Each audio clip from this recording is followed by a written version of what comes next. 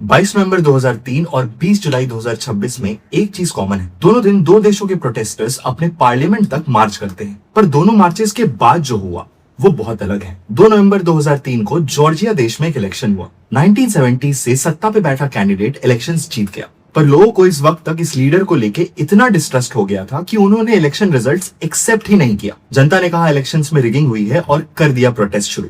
22 नवंबर तक माहौल बन चुका था। उस दिन प्रेसिडेंट एडवर्ड पार्लियामेंट में एक स्पीच एड्रेस करने पहुंचा और उसी वक्त ऑपोजिशन का ये लीडर हजारों प्रोटेस्टर्स के साथ पार्लियामेंट की तरफ मार्च करने लगा। सबके हाथ में था एक गुलाब और एक ही demand, that president should resign. अब कोई और देश होता तो शायद पुलिस पार्लियामेंट से 1 किलोमीटर की दूरी पर ही प्रोटेस्टर्स पर लाठी, डंडे, टीयर गैस चलाना शुरू कर देती, पर यहाँ हुआ इसका बिल्कुल उल्टा। इंटरनल सिक्योरिटीज के मेजर जनरल ने कहा कि हम अपने देश के नागरिकों पर फोर्स कभी नहीं यूज करेंगे। प्रोटेस्टर्स पार्लियामेंट के प्रीमाइस के पास गए। ऑपोजिशन का लीडर इस दौरान पार्लियामेंट के हॉल के अंदर घुसा जहाँ प्रेसिडेंट स्पीच दे रहा था। बॉडीगार्ड ने प्रेसिडेंट को स्टेज से नीचे उतारा। ऑपोजिशन लीडर ने माइक लिया और अनाउंस किया कि ये एक ब्लडलेस रेवोल्यूशन की शुरुआत है। अगले ही दिन प्रेसिडेंट ने रिजाइन किया और सिर्फ 2 महीने बाद कंट्री में फेयर इलेक्शंस हुए। इस पूरे प्रोसेस में एक भी जान नहीं गई, एक भी इंसान को चोट या खरोच तक नहीं आई। 22 नवंबर 2003 जॉर्जिया और 20 जुलाई 2026 नई दिल्ली में बस इतना ही फर्क है